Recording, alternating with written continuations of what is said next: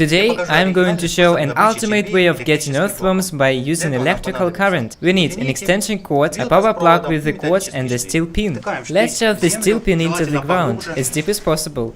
Let's plug it in and apply one wire first and then the other one.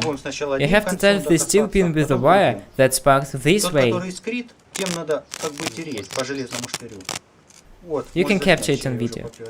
The electrical current is applied to the ground. Earthworms don't really like it. Within a radius of half a meter, the earthworms are popping out of the ground. When you go fishing, you can use an uninterruptible power supply or a converter, applying voltage to them. Now we will try to apply voltage to it.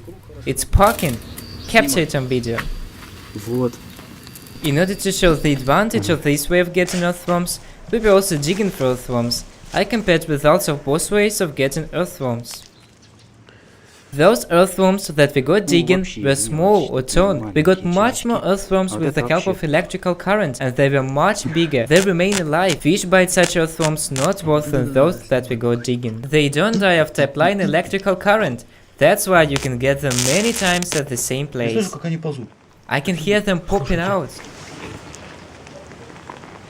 Keep in mind that voltage has to be 220 volts. It won't work out if you apply from 12 to 220 volt voltage, but if you apply more than 220 volts, you may disturb mine workers. Have a good fishing. Be careful with electricity. Do you like the idea? Share the video with your friends. Watch our other videos.